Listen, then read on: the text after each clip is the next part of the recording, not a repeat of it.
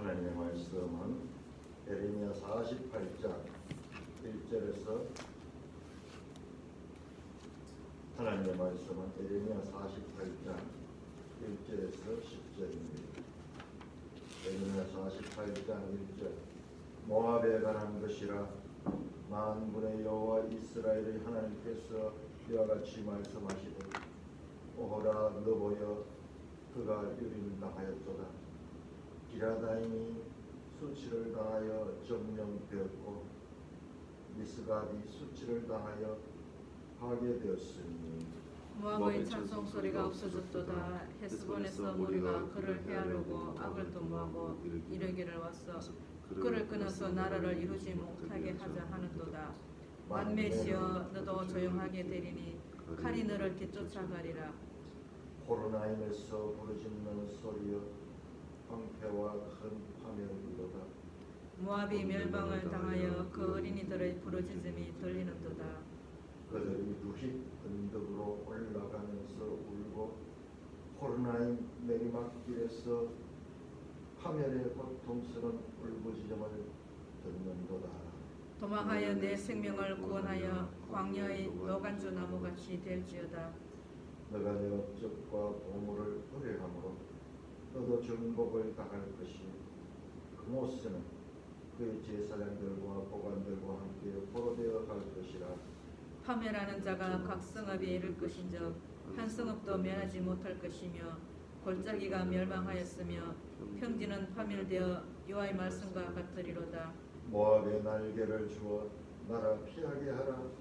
그 성읍들이 황폐하여 거기에 사는 자가 없으리로다. 여호와 이를 결리하는 자는 저주를 받을 것이요 자기 칼을 금하여 피를 흘리지 아니하는 자도 저주를 받을 것이로다. 하나님 아버지 은혜를 감사합니다. 오랫동안 수십 년 동안 신앙생활했지만 처음 대하는 말씀들 이렇게 아버지 하나님 이제라도 알아갈 수 있도록 은혜를 베풀어 주시니 감사를 드립니다. 예수님 이름으로 감사하며 기도드리옵나이다. 아멘. 이런 부분들은 우리가 수십 년 신앙생활에서 한 번도 제대로 읽어본 적이 없고 읽어도 무슨 말인지 알 수 없었습니다. 왜냐? 전부 이 지명이나 뭐 이런 것들이 알 수 없는 거기 때문에 오늘 지도를 가지고 확인하니까 46장부터 애국에 관한 심판이에요. 그 다음에 47장에서는 블레셋에 관한 심판서입니다. 오늘 48장에서 모압에 대한 하나님의 심판서는 나타나고 있습니다. 모압이 누굽니까? 모압 쪽의 기원이 어디예요? 모압은 아브라함의 조카 롯의 후손입니다. 창세기 19장 하시고 창세기 19장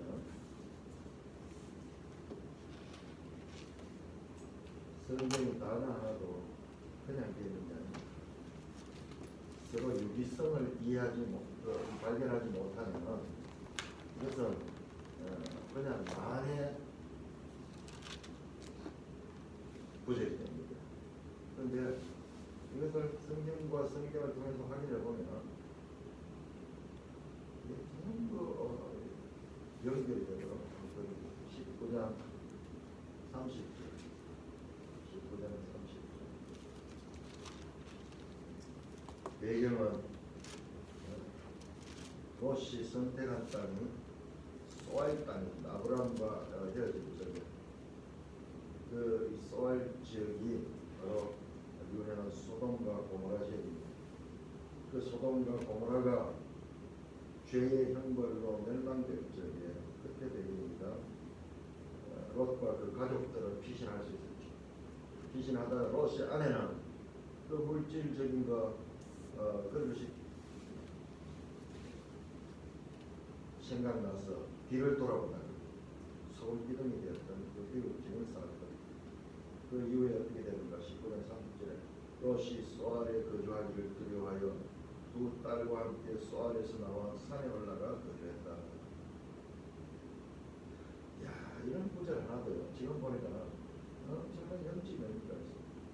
이 소알 땅은 롯이 선택의 땅입니다.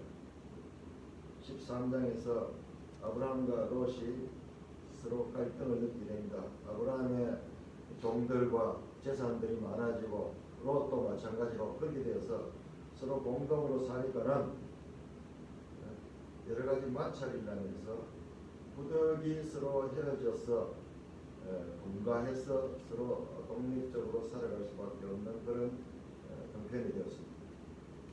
우리 가족들도 보면은 이제 너무 많아지면은 모이면은 자꾸 분란이 생기고 갈등이 생기고 상황이 그럴 때는 때가 되었나 모양이다 그렇게 하면서 갈라져야 됩니다. 그런데 그것이 끝까지 갈라지지 않겠다고 못해서는 나중에는 어떻게 갈라지느냐, 상처를 잔뜩 안고 원수되어서 갈라집니다. 그냥 박수 칠 때 떠나라고 우리 삶의 영역도 그렇습니다. 그런데 그래서 아브라함이 거기서 엄청난 제안을 합니다. 이게 아브라함 위대성인데 조카 롯에게 먼저 선택권을 줍니다. 내가 삼촌이니까 내가 손이고 그러니까 내가 결정한다. 야, 나는 이걸 선택할 테니까 너는 그쪽을 선택해라. 그래 하지 않고 아브라함이 롯에게 선택권을 맡깁니다. 그때 롯이 아니 삼촌 먼저 선택하세요. 제가 어떻게 양보하지 않고 신체대답게 좋습니다. 그러면 제가 선택했습니다. 그러면서 상방을 둘러보면서 좋은 땅을 선택했어요. 그것이 바로 소알 땅, 소알 땅. 그곳에 소돔과 고모라입니다. 여기는 평지 지역이고 그리고 물이 넉넉하고 농사짓기 좋아서 이미 도시도 형성되어 있고 그렇기 때문에 오늘 우리를 치면 여기 대구를 택할 것이냐, 경산을 택할 것이냐 이랬을 때 당연히 땅값으로 보든지 뭐를 받든지 대구가 좋죠. 그러면서 그렇게 소알 땅을 선택했습니다. 아브라함은 헤브론 산지에 거하게 됩니다. 그런데 그 사람 보기 좋았던 그 소알이 심판의 장소로 지하의 장소였습니다. 그래서 롯이 소알에 거주하기를 두려워합니다. 두 딸과 함께 소알에서 나와 산으로 올라가 거주했다. 산에 올라가 거주했다. 헤브론 산지가 그 아브라함이 거했던 것이 산지인데 지금 보면은 이 이스라엘은요 지도를 보면은 지도 한번 볼까요? 37조 한번 보세요. 지도를 좀 쳐보겠습니다. 37조 한번 보세요. 그런데 이 성경은 그냥 이렇게 기록되어 있지만 나중에 이제 지리가 발전되고 이러면서 여기 나온 지명들 이걸 다 확인하고 이렇게 하거든요. 자 보면 이 지형이 나와야 돼. 지형. 그래서 우리 이 지도책이 얼마나 좋은지 몰라요. 지형이 나와야 돼. 그냥 평면 지도 같으면 우리 감이 안 나요. 자 한번 보세요. 저 위에 갈릴리 지역부터 시작해가지고 갈릴리 지역부터 해서 쭉 내려오면서 이 가나안 땅의 주요 도시들이 다 어디 있는 엄청 산지예요. 산지. 사마리아도 산지고 서부 산지, 예루살렘 이쪽도 산지고 전부 이 산지가 쭉 올라가면서 좌측에 보세요. 평지 나오면 셰펠라라고 하는 게 이게 평지거든요. 셰펠라. 대한 평지. 근데 여기는 실제적으로 주요 도시가 아닌 산지예요. 근데 산지는 살기 얼마나 불편하겠어요. 그런데 뭐 이 도시 형성이 이 산지로 되어 있습니다. 평지가 드물어요. 그리고 이 롯이 처음에 갔던 곳이 어디냐 그러면은 우리 그 사해 옆에 보면은 아래쪽에 모압 나오죠. 모압. 그 산지가 있고 그 밑부분에 보면은 밑부분은 사해 밑에 보면 아라바 평지인데 아마 이쪽일 것 같아요. 소돔 고모라. 나중에 더 자세하게 이제 지도가 나오는데 이런 산지로 올라갔다. 평지에 살기 좋고 물이 넉넉하고 사람 보기에 땅값 높고 오늘날 같으면 강남같이 뭐 그렇게 이 좋은 곳, 학군 좋고 그리고 이 교통 편리하고 그런 인간의 어떤 조건은 전부 거기거든요. 어떻게 하면 편리하고 그리고 평안하고 그리고 좋은 것을 누릴 수 있는 이건 뭐 인간의 결정은 항상 그렇습니다. 항상 마치 미끄럼틀을 타고 내려가듯이 모든 판단은 그와 같이 되어 있습니다. 사람의 보기에 좋도록. 근데 그것이 오히려 재앙의 땅이 되고 그래서 다시 산으로 올라가는 로스의 모습을 봅니다. 여기에서 두 딸과 관계에서 난 것이 모압과 암몬이 모압과 암몬. 그러니까 로스의 후손들이고 롯과 그 딸들의 관계에서 난 것이 이 모압과 암몬인데 오늘 그 모압에 대해서 나옵니다. 그러니까 성경을 통해 가지고 우리 뭘 알고 있냐면 기원까지 아는 거예요. 기원까지. 모압의 기원까지. 성경 그걸 우리 알기 하기 위해서 이렇게 창세기 다 기록해 놨는 거예요. 그러니까 이걸 단편적으로 읽어가지고는 이 말씀을 우리가 제대로 알 수 없어요. 이 말씀이 성경 전체에서 차지하는 비중이 뭔가까지도 볼 수 있습니다. 자, 이 모압 지역은 밑으로는 에돔이 있고요. 그다음 위로는 암몬이죠. 암몬. 지도 218쪽부터 218쪽.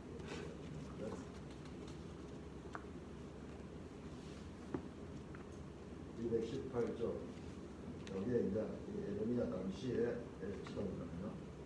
자, 보세요. 거기 보면 모압 사해바다 아니에요. 소알 보세요. 소알. 소알은 이 아라바 쪽에 편지잖아요. 물이 넉넉하죠. 사해가 있고 거기에 보니까는 강도 있는 세벨 강이니까 그 강도 있고 그래서 이 살기에 좋았다는 것이 여기가 소돔 고모라 지역인데 지금 가면은 흔적도 없고 근데 이쪽 지역에서 웬만한 그 이 전쟁의 파괴나 이런 것 때문에 고고학 발굴해 보면은 그게 흔적이 나오거든요. 근데 여기는 흔적도 없어요. 단지 뭐가 발견되느냐? 유황이 많이 나요. 유황. 창세기 보면은 유황불로 이렇게 이 도시를 하나님께서 멸했다고 나와 있거든요. 유황이 여기 많이 나와요. 유황이.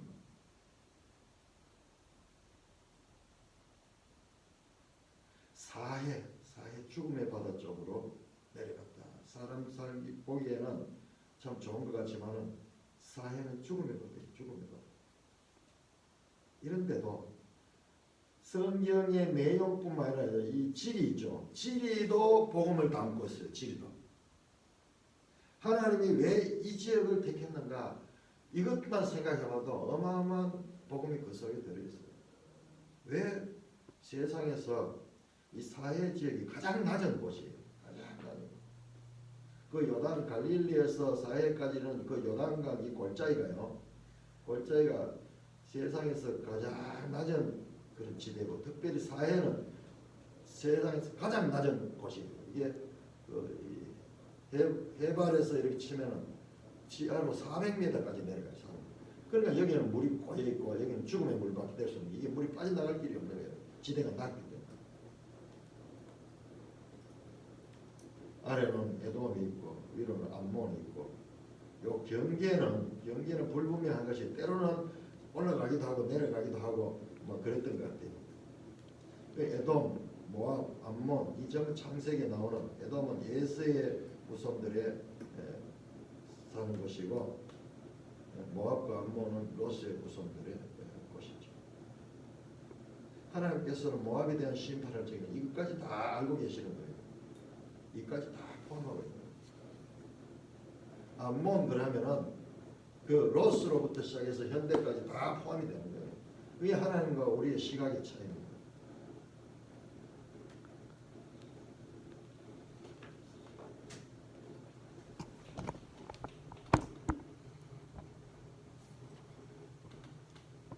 그런데 이 모압 족속과 이스라엘의 관계는 여러 세기 동안 적대적인 관계를 유지했습니다. 느부갓네살 왕 초기에 모압은 바벨론에 복종했으나 나중에 유다와 블레셋과 함께 동맹을 맺어가지고 반 바벨론 전선을 형성했다가 바벨론으로부터 강력한 타격을 당하여서 몰락합니다. 이후로 모압은 국가 자체가 없어집니다. 모압하는 나라 없잖아요. 지금. 현재 이 지역은 요르단. 자, 지도 26쪽으로 보죠. 지도 26쪽. 26쪽에는 우리 현대 중동 지도가 나옵니다. 현재 중동. 네, 현재 중동. 현재 중동 지도를 보면은 이 모압 지역은 요르단. 그 아래 페트라 이게 에돔도 이게 없어지고 페트라. 근데 암몬은 그대로 있네요. 암만입니다. 아니 페트라는 수도인데 페트라가 여기 에돔 지역이에요. 에돔. 우리 앞에서 나오는 그 에돔 지역인데 여기가 페트라 그 바이를 하는데 베드로칸 거하고 같더니 페트로스 이 바이 도시인데 여기 유명한 곳이에요. 여기 지금 보면은 큰 이 암벽 사이로 성을 지었던 에돔 족속들의 성이 여기 있습니다. 페트라 아마 인터넷 가지고 구글 치면은 여기 나오는데요. 입구가 얼마나 좁으냐? 입구가 사람이 많다 보면 어떡할 정도로 입구가 좁아요. 그런데 안에 들어가면은 돌벽을 깎아가지고 성을 만들어놨어요. 그러니까 외부의 침략을 안 받는 거예요. 견고한 성인 거예요. 외부로 공격했다가 여기로 페트라로 들어가 버리면 저기 못 오면은 그 돌아올 수 없으니까 그러면은 자기들 뭐 기다리다 다 죽여버리는 거예요. 천에 요새 그래서 유명한 곳이 페트라. 자, 이쪽 지역에 오늘날 이 요르단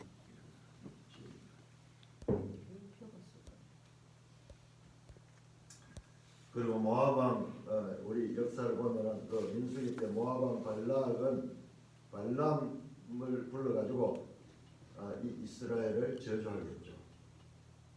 민수기에 또한 모압 여인들은 이스라엘 남자들을 유혹하여서 이방 신을 숭배하도록 했죠. 민수기 나오죠. 모압과 이스라엘의 갈등은 역사를 통해서 계속되었습니다. 알고 보면 사실상 우리 여기 살고 있는 사람들 다 뿌리를 따져보면 형제 자매들이잖아요. 그래서 시작돼가지고 이 총수가 갈라지는 거예요. 알고 보면은 서로 원수지고 사는 것도 알고 보면은 한 혈통에서 나오는 거예요. 그러니까 한 혈통이라도 서로 관계에 있어서 서로 이 사랑으로 서로 또한 그 행동을 통하여서 인격적으로 서로 대하지 아니하면요. 형제나 남이나 똑같습니다. 어떤 면에서는 남보다 더해요. 그런데 형제들 간에 돈 문제로 싸우고 있는 거 보세요. 재벌들 그 자녀들 관계 그걸 보세요. 그리고 이 왕권도 이 정치 권력에 대해서 일어나는 일들 보세요. 똑같아요. 알고 보면 다 이 거슬러 올라가면 다 한 배에서 나온 사람들. 모압에 관한 것이라 1절입니다. 만군의 여호와 이스라엘의 하나님께서 이와 같이 말씀하십니다. 야, 여기서는 또 이스라엘의 하나님 것을 강조합니다. 만군의 여호와 츠바트 심판할 적에 주로 나타나는 하나님의 이름입니다. 만군의 모든 하늘 군대까지 거느리시는 전사이신 하나님.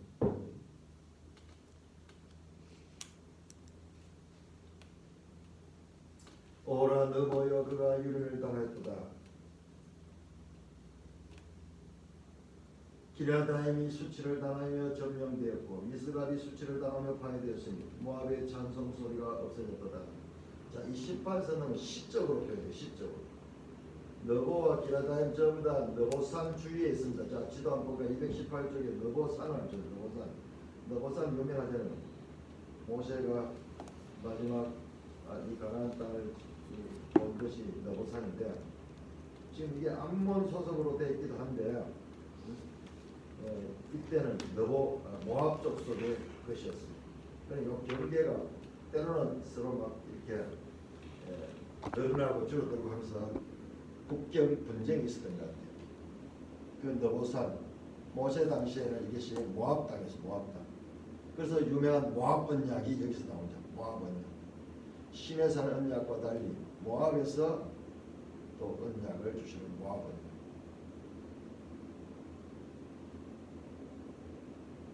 그 너보산 주위의 그 산지들 219쪽을 보면은 좀 더 이 자세히 보면 이와 같은 산지를 보면 너보산을 이야기하면 너보여 그가 유리를 당하였도다. 기라다임이 수치를 당하고 아마 바로 주위에 있는 그와 같은 주요 도시들일 것입니다. 미스갑이 수치를 당하여 파괴되었습니다. 모압의 찬송 소리가 없어졌도다.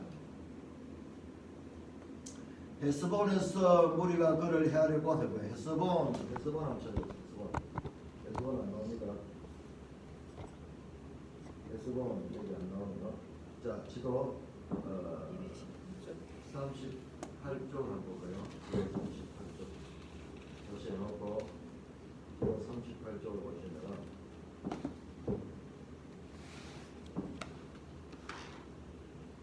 헤스본이 어디 있느냐? 저 위에 보면 사해 위쪽에 거기 헤스본이 있죠. 그러나 이게 이 당시로는 암몬과 모압의 경계 부분입니다. 그래서 헤스본에서 모압 쪽으로 공격해 겁니다. 헤스본에서 무리가 그를 헤아려고 악을 도모하고 이르기를 와서 그를 끊어서 나를 이루지 못하게 하자 하는도다. 근데 이 국경이 얼마나 여기가 예민한 지역이었어요. 우리 저기 38선 그 부분처럼 38선을 밀고 내려온다 하잖아요. 그러니까 그 국경에서 무리가 전쟁을 도모하고 공격하려고 하는 그 장면입니다. 너보와 기라다임은 너보산 주위의 도시들입니다. 미스갑은 산지로 모압의 요새 지역입니다. 시적인 표현으로 그림처럼 보여주고 있습니다. 헤스본은 모압의 국경 도시인데 바벨론 군대가 모압을 정복하기 전에 거기서 전략을 꾸밀 것을 말합니다.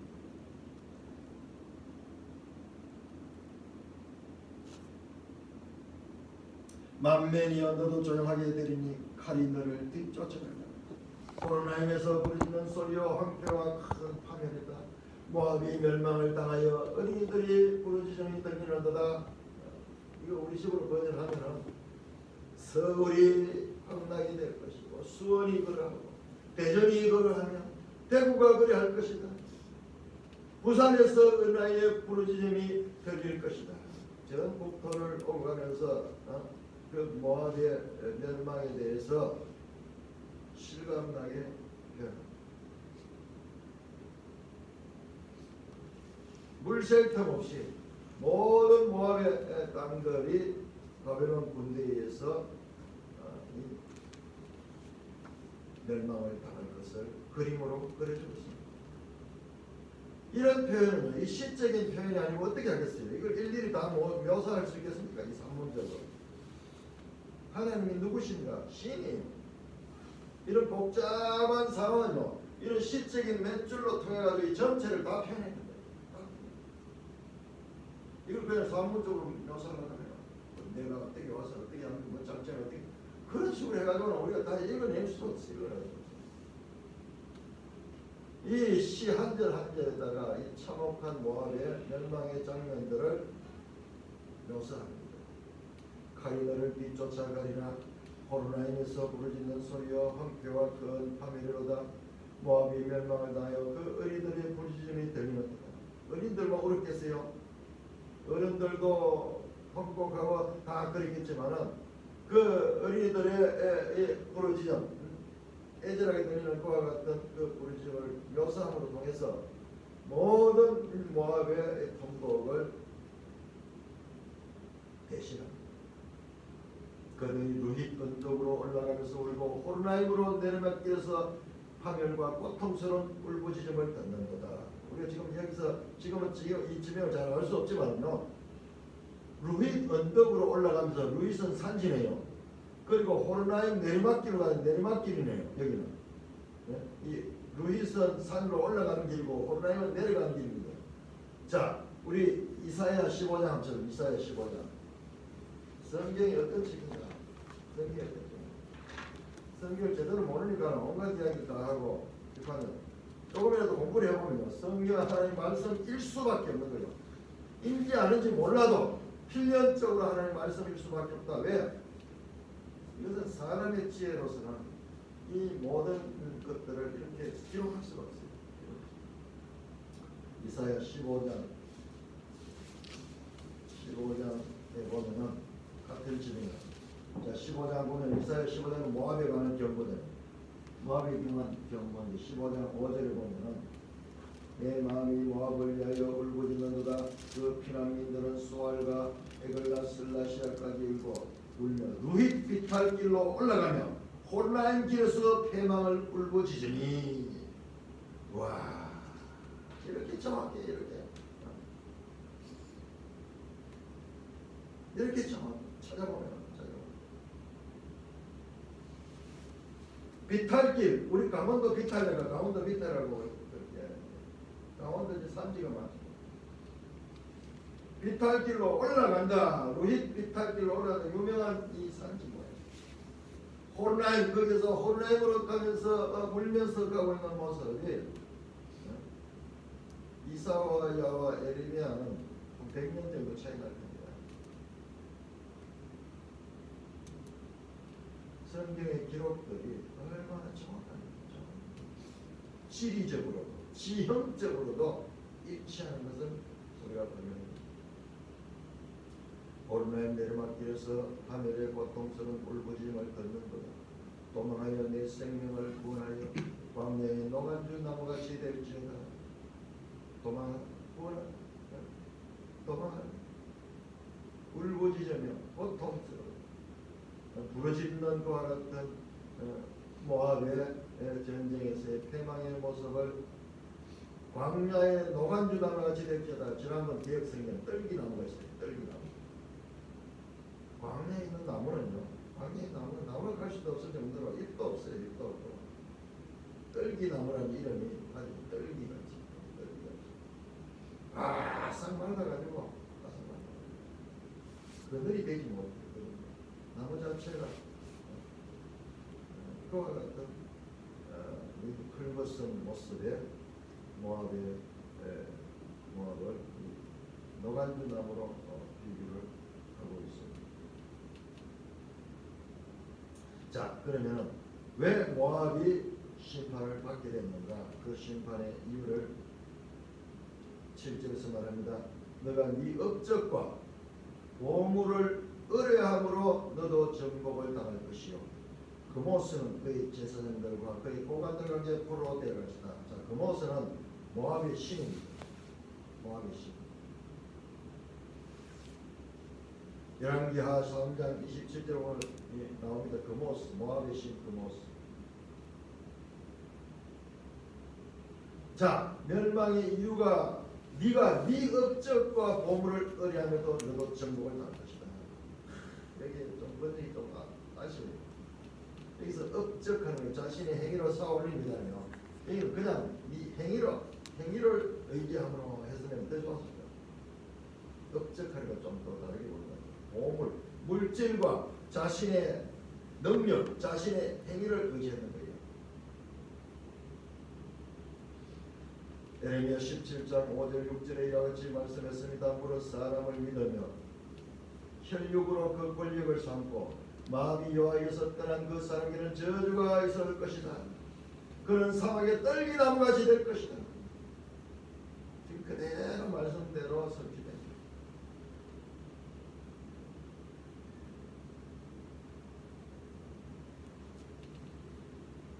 자, 하나님을 믿지 아니하면 다 이 길이에요.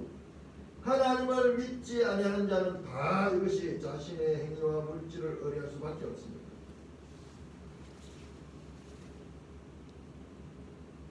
하나님이냐 물질, 가이사냐 그리스도냐. 그리스도를 믿지 않는 자는 다 자신의 행위와 공을 의뢰합니다. 그러니까 이게 그렇게 어려운 거예요. 여기서 벗어나면 죽지 아니하면 할 수 없는 거예요. 거듭나지 아니하고는 이와 같은 삶을 살 수 없는 거예요.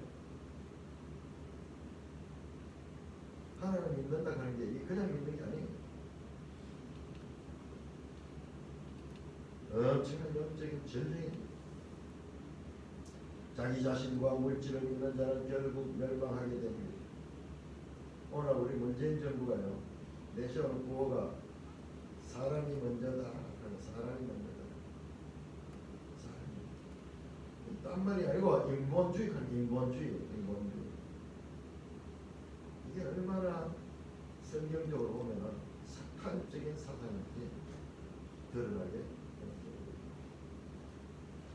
자기들의 힘으로 국가를 유지하는 모든 노력은 하나님 외에 다른 것을 의지할 수밖에 없습니다. 이게 뭐냐? 하나님 외에 인간의 힘으로 살아가는 것은 이게 뭐냐? 성경에서 한마디로 교만. 이게 교만. 교만 맞잖아요. 세상에 하나님 모르는 사람들은 교만일 수 없죠. 이게 자기 일상이고 본성이니까. 그렇지만 창조주 하나님의 관점을 가지고 보면요, 하나님을 무시하고 사는 자체가 다 교만이죠. 한 가정에서도 어른된 사람들을 무시하고 자녀들이 살지게 교만해서 그렇잖아요. 하물며 하나님 없이 살아가는 자체가 교만이에요. 무지와 교만.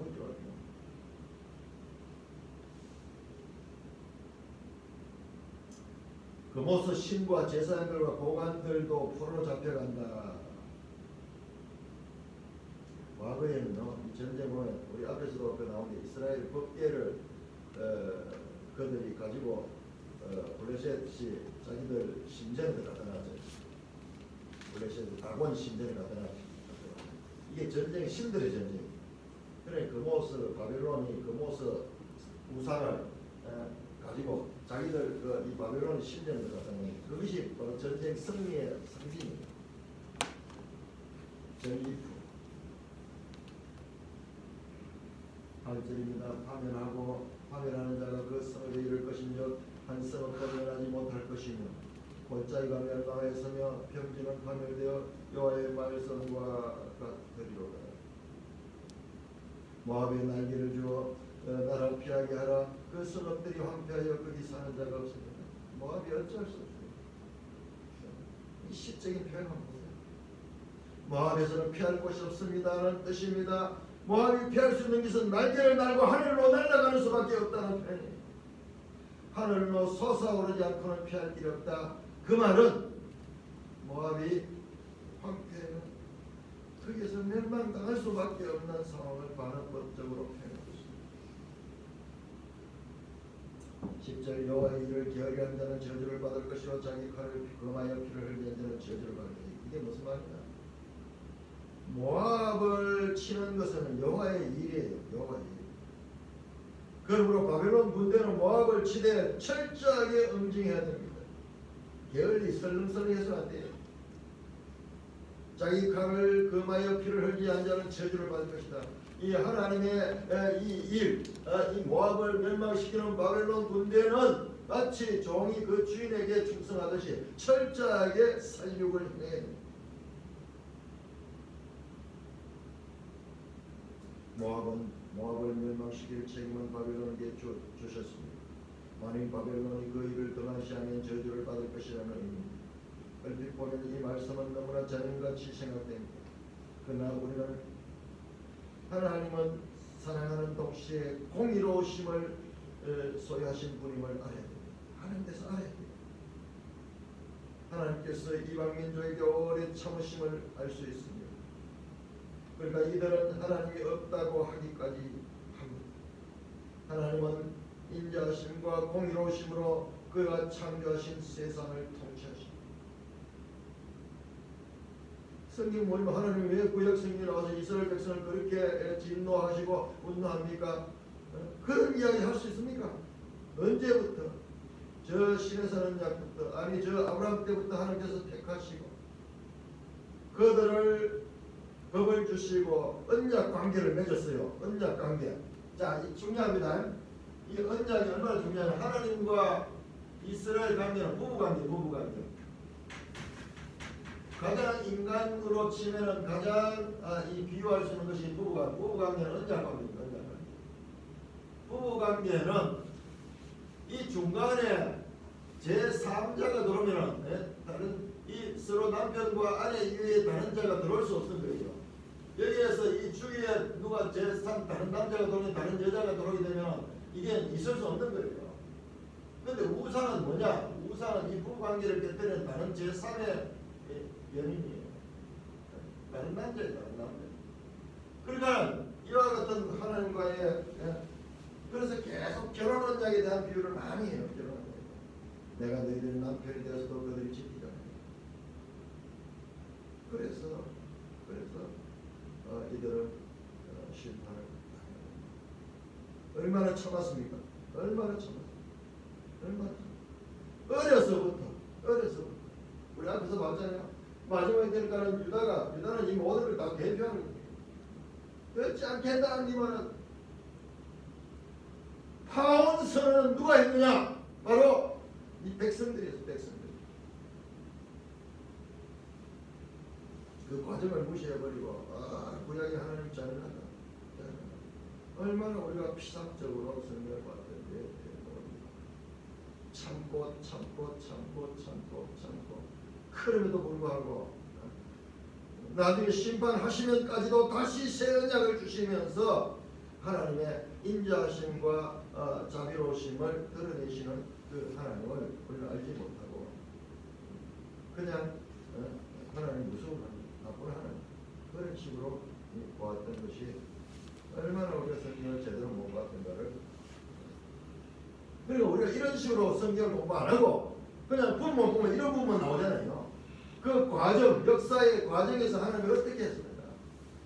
저 가나안 땅에 들어갈 때도 그냥 막 들어갔습니까? 400년 동안 그 땅에 악이 관념할 때까지 하나님께서 기다렸습니다. 가나안 땅, 왜 남은 땅, 이스라엘 백성이 돌아가지고 그냥 잡은다니 400년 동안 악이 악을 생산해서 그 속에 온갖 우상 숭배와 성적인 타락, 이 동성애, 짐승과의 관계 이런 일에 담을 수 없는 인간으로서는 창조 하나님의 형상을 따라 만들어진 인간으로서는 상상할 수 없는 이 무패한 상태가 충만한데 그때까지 참으십니다. 그때까지. 생각해보세요. 우리 열왕기를 보내다 보면 저 엘리야 때부터 시작해서 아니 더 올라가서 사무엘 시대 아니 사사 시대까지 올라가서 여호수아 율법 시대 모세를 통해서 그리고 여호수아를 통해서 사사들을 통해서 이 사무엘 선지자를 통해서 지금까지 한 번인들 제대로 말 들은 적 있습니다. 지금이 한 번. 그래도 하나님 참고 참았다. 마치 그들을 징계하시면서도 멸망하시기 위한 게 아니에요. 이것조차도 그들을 바르게 하기 위해서 하고 있는 그 하나님의 심정을 우리가 성경을 통해서 이해를 해야 됩니다. 이게 그리스도인이에요. 그리스도. 그래서 그 하나님은 어떤 분인가? 심판하시는 그 하나님은 그 하나님조차도 인자하신 하나님이다. 그렇게 고백하는 것입니다. 48장 11절에서 25절까지 들어가겠습니다. 48장 11절 모압은 젊은 시절부터 평안하고 고로도 되지 아니했으므로 마치 술이 그 찢기 위에 있고 이 그릇에서 저 그릇으로 옮기지 않은 것 같아서 그 맛이 남아있고 냄새가 변하지 아니하였도다. 그러므로 여호와께서 말씀하시니라. 날이 이르리니 내가 술을 옮겨 담는 사람을 보낼 것이라. 그들이 기울여서 그 그릇을 비교하고 그 병을 부수리니 이스라엘 집이 베델을 의뢰함으로 수치를 당한 것 같이 모압이 그못으로 말미암아 수치를 당하리로다. 너희가 어찌하여 말하기를 우리는 용사여 능란한 전사를 하느냐. 만군의 여호와를 일컫는 왕께서 이와 같이 말하노라. 모압이 황폐하였도다. 그 성읍들은 사라졌고 그 선택받은 장정들은 내려가서 죽임을 당하니 모압의 재난이 가까웠고 그 고난이 속히 닥치리로다. 그의 사면에 있는 모든 자여 그의 이름을 아는 모든 자여 그를 위로하여 말하기를 어찌하여 강한 막대기 아름다운 지팡이가 부러졌는고 할지니라. 디본에 사는 딸아 내 영화에서 내려와 메마른 데 앉으라. 모압을 파멸하는 자가 올라와서 너를 쳐서 내 요새를 깨뜨렸음이로다. 아로엘에 사는 여인이여 길 곁에 서서 지키며 도망하는 자와 피하는 자에게 무슨 일이 생겼는지 물을지어다. 모압에 피하여 수치를 받나니 너희는 울면서 부르짖으며 아르논 가에서 이르기를 모압이 항폐했다 할지어다. 심판이 평지에 일어나니 곧 볼론과 야사와 네밧과 디본과 느보와 베티볼라임과 기라다임과 벳겟몰과 벳몰과 거레엽과 보스라와 모압 땅 온 것 모든 성읍이로다. 모압의 뿔이 잘렸고 그 팔이 부러졌도다. 여호와의 말씀이니라. 모압은 지리적으로 외국의 침략이 어렵게 됐습니다. 일부 산지도 있지만 평원지대도 있어서 농산물도 풍부했습니다. 또한 이들은 이때까지 외국에 포로되어 간 적이 한 번도 없었습니다. 그래서 모압은요 평안하고 평안했기 때문에 교만했어요. 자, 이사야 16장. 이 성경과 성경을 비교해 보면 보완. 성경이 더 자, 이사야 16장 6절. 우리가 모압의 교만을 들었나니 심히 교만하다. 그가 거만하며 교만하며 분노함도 들었거나 그의 자랑이 없다. 그러니까 이 나라가 계속 평안하고 그러니까는 사람들이 이 교만해지는 거예요. 물질적으로도 풍부하고 이렇게. 한 번도 외국으로 이때까지 포로로 잡혀간 적이 없다. 지리적으로서는 그렇게 생겼잖아요. 찾아오기 힘들잖아요. 저 산지 월장이 있고 옆에 또 사해가 있고 이렇기 때문에. 모압이 젊은 시절부터 평안하고 포로도 되지 아니했다 나오네요. 모압을 하나의 인격체로 이야기하는 거죠. 자, 하나님이 누구신가? 하나님은 우리 인생하고 달리 우리는 지금 이 대구를 보면 지금 현재밖에 못 보지만 하나님이 대구의 저 처음과 끝을 알아요. 지금 여러분들이 이 시기 있으면서 시기 요거밖에 못 보지만 우리는 뭘 봤냐? 이 시기가 벌판일 때를 다 봤어요. 여기 완전 벌판에서 영대까지 가는 길에 여기 완전 포도밭이고 완전 벌판이었어요. 하물며 우리조차도 조금 더 몇십 년 더 살았다고 해가지고도 이것을 이해하는 것이 다른데 하나님은 처음부터 다 하는 거예요. 롯 때부터 여기 다 들어가 있는 게 다 들어가 있는 거예요. 젊은 시절부터. 자, 하나님의 관점, 우리 여기서 중요한 걸 말합니다. 하나님은 이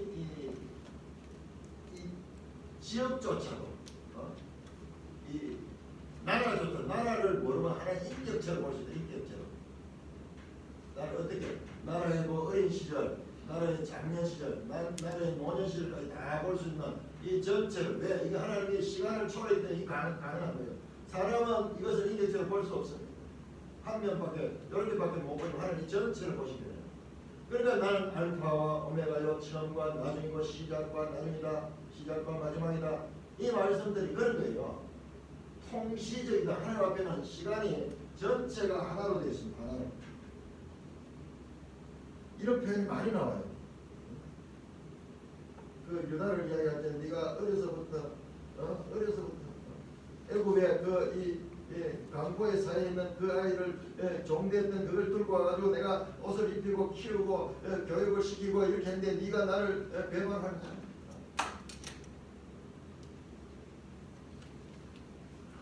평안하고 포로되지 않은 손으로 마치 술이 그 찌기에 있고 이 그릇을 저그릇 옮기지 않은 것 같아서 그 맛이 남아있고 냄새가 변하지 않았다. 이야, 하나님은 술에 대해서도 너무 잘 아네요. 술을 만드는데 이 술을 만들면 이 찌기는 다 밑에 깔았잖아요. 그래서 위에는 이렇게 깨끗한 이 청주가 이렇게 생기는데 이 술을 이렇게 옮기지 않으니까는 이 찌기가 그대로 한 번도 흔들리지 않고 고르게 있으니까는 그 상태를 가져요. 근데 이것을 그릇을 딴 데다 보면 그 찌기가 막 올라오겠죠. 그만큼 모압은 평안했다. 12절 그러므로 여호와께서 말씀하신 날이 이르니 내가 술을 옮겨 담는 사람을 보낼 것이다. 그들이 기울어서 그 그릇을 비교하고 그 병들을 부술 것이다. 아, 찌기가 가라앉아가지고 아무 탈 없이 그렇게 있었는데 이것을 이 술을 이제 다른 통에다 붓게 되면은 그때 찌기가 막 올라오겠죠. 그런데 그 붓고요, 그 찌기 병을 깨버리니까 그러니까 찌기가 다 터져버립니다. 하나님은 어떻게 술에 대해서 이렇게 잘 아시나? 하나님은 모든 것의 기원이십니다. 모든 것의 지혜입니다. 우리가 살아가는 게 하나님의 지혜를 닮아서 우리가 살아가는 거예요. 하나님을 모방하는 걸 우리가 모르게 가정생활하면서 언약 관계하면서 사회생활하는 게 이 보면 자세히 보면은 전부 하나님의 형상을 따라서 하나님의 속성대로 살아가는 거예요. 농사 일도 왜 어떻게 농씨 뿌릴 때 저렇게 뿌리고 밭을 갈고 뭐 그렇게 해서 농사하는가? 그게 하나님 지혜에서 나왔다고 이사야 28장에 나옵니다. 하나님은 농부이십니다. 하나님은 기술자십니다. 하나님은 목수십니다. 하나님은 행정가십니다. 하나님은 왕이십니다. 하나님은 예술가십니다. 하나님은 모든 것 되시는 분이에요. 모든 것의 근원이십니다.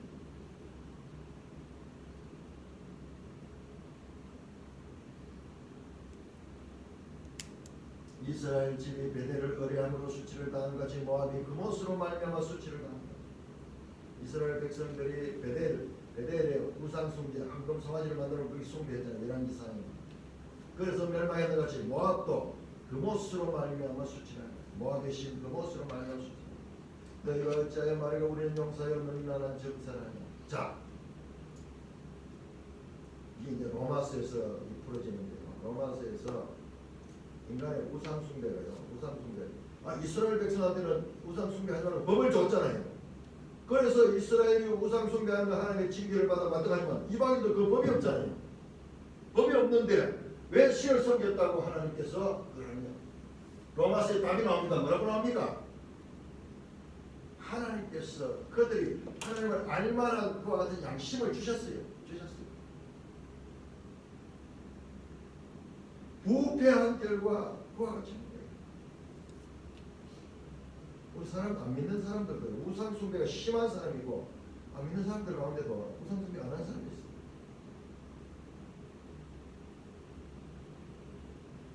(14절) 너희가 어찌하여 말하기를 우리는 용사여 너희 나라는 전사를 하느냐.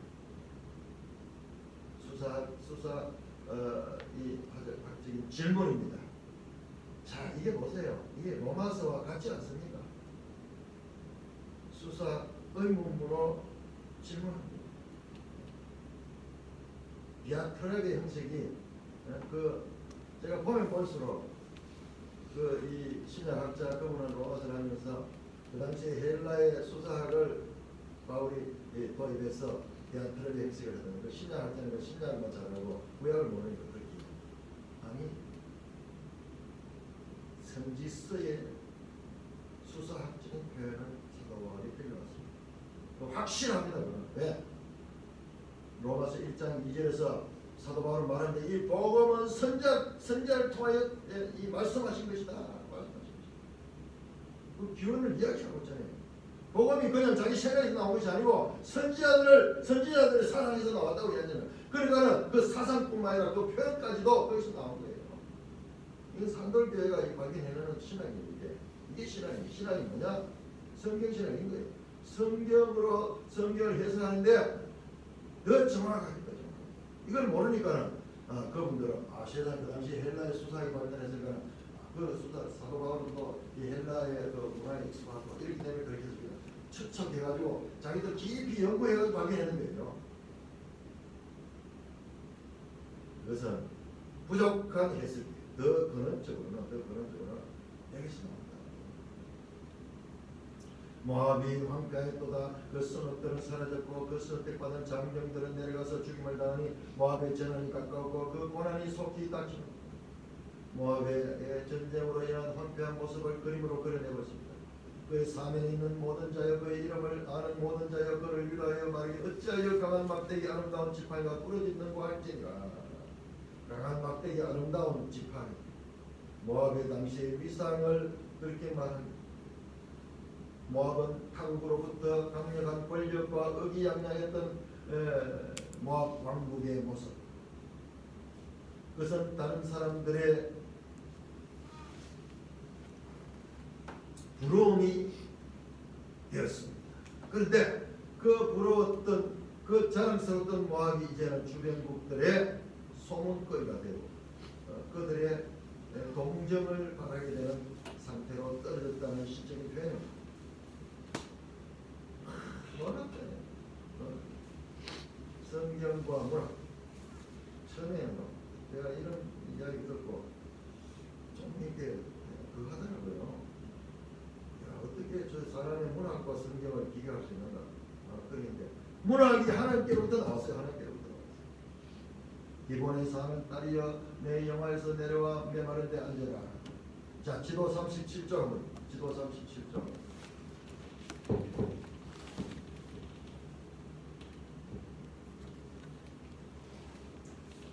보세요. 기본이 나옵니다. 기본. 사해 중간 부분쯤에 자 우측에 나오죠. 사해 동쪽에 디본 나옵니다. 디본 아마 이 당시에 모압의 수도였던 것 같아요. 대표적인 도시였던지 모릅니다. 디본에 사는 딸아 내 영화에서 내려온다. 내 영화에서 내려온다. 38쪽 합니다. 38쪽. 아까 이야기했던 그 페트라가 여기 나오네요. 페트라. 그 지도 좌측편에 나오죠. 36쪽이 이게 페트라예요. 에돔에 있는 페트라. 이렇게 생기지 이렇게. 바이 있어. 자, 38쪽 나오네요. 지형이 더 자세히 나와요. 지형 보세요. 자, 모압 산지가 있고 디본은 평지네요. 평지 사람 살기 좋은 곳이 산지 속에 있는 평지래요. 내 영화에서 내려와 메마른 대로 앉아라. 이 디본은 지리적으로는 높은 곳이 아니지만 여기가 수도같이 아주 오늘 우리 서울의 강남처럼 그렇게 유명한 도시였던 것 같아요. 그래서 높은 곳에 땅값이 비싸고 높은 곳에 거기에 있었던지 거기서 내려와 메마른 땅이 낮은 곳으로 내려오느라 모압을 파멸한 자가 올라와서 너를 쳐서 내 요새를 깨뜨렸습니다. 아로엘에 사는 여인이여 길 곁에 서서 지키며 도망자. 아로엘, 자 멜성이 주석이 나오는데 아로엘은 암몬 골짜기 북쪽 끝에 있는 요새로 암몬과 경계를 그었다. 지도 219쪽.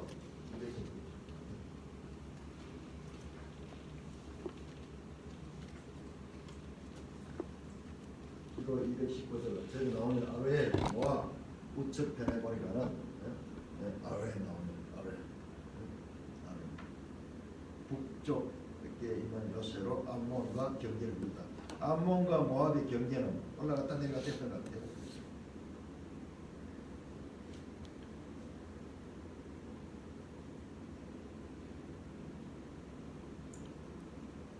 아로엘에 사는 여인이여 길 곁에 서서 지키며 도망하는 자와 피하는 자에게 무슨 일이 생겼는지 물을지라.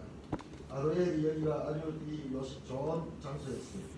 비교적 이 전쟁에서 피할 수 있는 곳인데 거기서는 그 길이 있는데 사람들이 전쟁에서 피한 사람들이 해전병들이 가면서 도망하는 자와 피하는 자에게 무슨 일이 생겼는가? 그 당시에는 뭐 그렇게밖에 물을 수 없잖아요. 모압이 패하여 수치를 받다니 너는 울면서 부르지만 아르논가에서 이르기를 모압이 항패했다.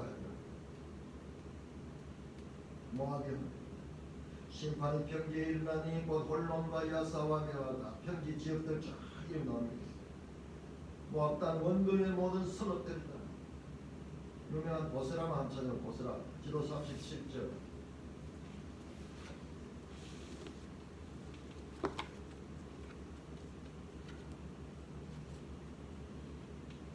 보스라 저 밑에 있는 밑에 에돔 쪽에 있거든. 지금도 이 보스라는 이름이 있어요. 저 이 전쟁 이쪽 중동 전쟁할 때 보면 보스라라는 이름 나와요. 모압 땅 원근 성읍에로다 모압의 불이 잘렸고 그 칼이 부러졌도다. 주석에 나옵니다. 주석. 예성경 주석 25절 불과 칼은 모두 힘을 삽니다. 모압의 근세가 꺾게 되는 모습을 그리고 있습니다. 모압이 하나님께로부터 심판을 당하는 모습인데 우리 오늘 이 말씀을 통해서 그 심판 자체도 중요하지만 성경이 얼마나 위대한 고고학적, 지형적, 지리적, 역사책인 거예요. 역사책. 이보다 여러분 지리, 지형이 이게 발달된 게 언제 일이었어요? 언제 일이었어요? 그것도 한 나라가 아니고 이 지역들을 이 통한 그 기록에 보니까 정확한 그와 같은 하나님의 말씀의 이 정확성을 우리가 다시 한번 더 확인.